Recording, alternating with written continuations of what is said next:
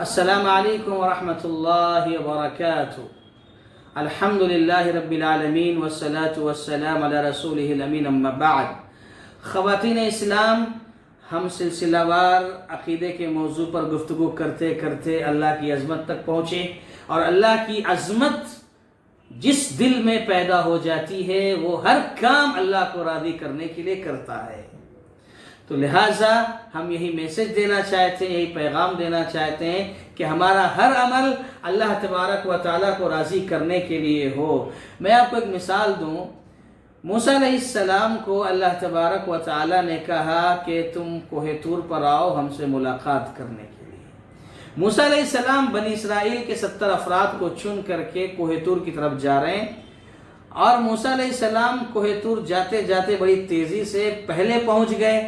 اللہ تبارک و تعالیٰ نے پوچھا وَمَا أَعْجَلَكَ عَنْ قَوْمِكَ يَا موسیٰ، اے موسیٰ تم نے اتنی جلدی کی، اپنی قوم کو پیچھے چھوڑ دیا، بڑی تیزی کے ساتھ مجھ تک پہنچ گئے، کیا بات ہے، اتنی جلدی کیوں کی؟ موسیٰ علیہ السلام نے کہا قَالَ هُمْ أُولَئِكَ عَلَىٰ آثَارِي، اے اللہ وہ زیادہ پیچھے نہیں، بس تھوڑے ہی پیچھے ہیں، میرے پیچھے ہی آ رہے ہیں۔ وَعَجِلْتُ إِلَيْكَ رَبِّ لِتَرْضَىٰ، اور اے اللہ میں نے جلدی کی ہے، تیزی کی ہے، اس کا مقصد صرف یہی ہے کہ اللہ تو مجھ سے راضی ہو جا، مجھ سے خوش ہو جا، لِتَرْضَىٰ، تو راضی ہو جا۔ یعنی دیکھو، کہنے کا مطلب یہ کہ انبیاء کرام جن کے دلوں میں اللہ کی عظمت تھی، اللہ کی عظمت کے لیے وہ ہمیشہ فکر مند رہا کرتے تھے، سبحان اللہ، وہ اللہ کو راضی کرنے کے لیے کام کیا کرتے تھے۔ لہذا ہمیں بھی چاہیے ہم اللہ کو راضی کرنے کے لیے کریں۔ یعنی دیکھیے، اہل علم نے قرآن مجید میں باتیں بتائی گئی ہے کہ اللہ کو راضی کرنے کے لیے ایک تو مال کی قربانی ہوتی ہے، ينفقون اموالهم ابتغاء مرضات اللہ، اللہ کے راستے میں مال خرچ کرنا اللہ کو راضی کرنے کے لیے۔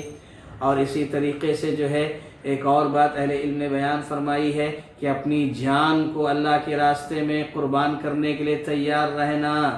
وَمَن مِّنَ النَّاسِ مَن يَشْرِي نَفْسَهُ ابْتِغَاءَ مَرْضَاتِ اللَّهِ، اللہ کو راضی کرنے کے لیے اپنی جان کا سودا کرنا پڑے تو کرو۔ یعنی نمازوں کے اوقات میں دل یہ کہتا ہے، نفس یہ کہتا ہے کہ نہیں کرنا ہے، لیکن نفس کو مارو، نفس کو کنٹرول میں لاؤ، تو اس سے اللہ کی رضامندی حاصل ہوتی ہے۔ اور اسی طریقے سے ایک اور چیز جو اہل علم نے بیان فرمائی، بلکہ حدیث میں پیارے نبی صلی اللہ علیہ وسلم نے بیان فرمایا، وہ ہے اپنی زبان کی حفاظت، اپنی زبان کو کنٹرول میں کرنا، اپنی زبان کو قابو میں رکھنا، اپنی زبان سے کسی کو تکلیف نہ پہنچنے دینا، اپنی زبان سے کسی کو اذیت نہیں پہنچانا، چاہے وہ کوئی بھی ہو، اپنا ہو، پرایا ہو، اپنے ہو، غیر ہو، کوئی بھی ہو، اپنی زبان سے کسی کو اذیت نہ پہنچاؤ۔ کیونکہ بسا اوقات ایسا ہوتا ہے کہ آدمی اپنی زبان ایسی چلاتا ہے، ایسا بولتا ہے، جو زبانیں قینچی کی طرح چلتی ہیں، نہ جانے کتنے دلوں کو چاک کر کے رکھ دیتی ہیں۔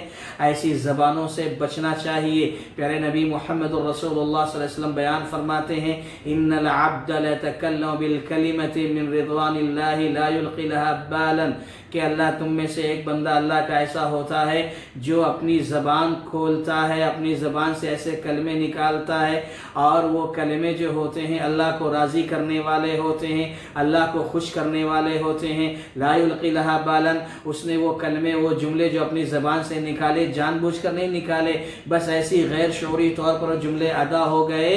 اللہ کے نبی صلی اللہ علیہ وسلم فرماتے ہیں اللہ تبارک و تعالیٰ اس کے درجات کو بلند کرتا ہے، جو غیر شعوری طور پر بھی اپنی زبان سے اچھے جملے نکالا۔ اس کے بعد کہا وَإِنَّ الْعَبْدَ لَيَتَكَلَّمُ مِنْ سُخَطِ اللَّهِ لَا يُلْقِي لَهَا بَالًا، اللہ اکبر۔ لیکن تم میں ایک شخص ایسا ہوتا ہے جو اپنی زبان پہ کنٹرول نہیں کرتا، غیر شعوری طور پر ہی، انجانے طور پر ہی اپنی زبان سے ایسے جملے نکال دیتا ہے جو اللہ کو ناراض کرنے والا ہوتا ہے، اللہ کو غصہ دلانے والا ہوتا ہے۔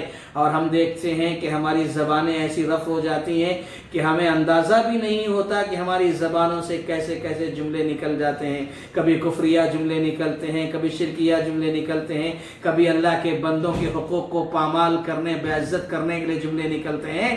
تو کہا یہ جملے اللہ تعالیٰ کو ناراض کرنے والے ہوتے ہیں۔ لا یلقی لہا بالا، حالانکہ اسے شعور نہیں ہوتا، لاپرواہی میں اس نے جملے کہے ہیں، گالیاں دی ہیں، مذاق اڑایا ہے، اس کا نقصان کیا ہوگا؟ فَيُهْوِي بِهَا فِي جَهَنَّمَ، اللہ تعالیٰ ایسے شخص کو جہنم میں گھسیٹ کر ڈال دے گا، داخل کر دے گا۔ اس لیے اپنی زبان کی حفاظت کرو اور زبان اچھی رکھو تو اللہ تعالیٰ کی رضا حاصل ہوگی۔ اور اسی طریقے سے ایک بات یہ بتائی گئی، رضا الوالدین رضا الرب، کہ رب کی رضامندی والدین کی رضامندی میں ہے، یعنی اگر والدین کو ہم راضی رکھتے ہیں، والدین کو خوش رکھتے ہیں تو انشاءاللہ اللہ بھی راضی ہوگا، اللہ بھی خوش ہوگا۔ اسی پر اپنی گفتگو ختم کرتے ہیں اور یہ ہماری آخری ویڈیو ہے۔ ہم امید کرتے ہیں اور انشاءاللہ اللہ سے امید کرتے ہیں، سب تیاری بھی کیے ہوں گے، اور اللہ سے دعا کرتے ہیں کہ اللہ تعالی ہمارے تمام شرکاء کو جنہوں نے حصہ لیا ہے، اللہ سب کو کامیاب فرمائے، آمین۔ وآخر دعوانا الحمدللہ رب العالمین۔ السلام علیکم ورحمۃ اللہ وبرکاتہ۔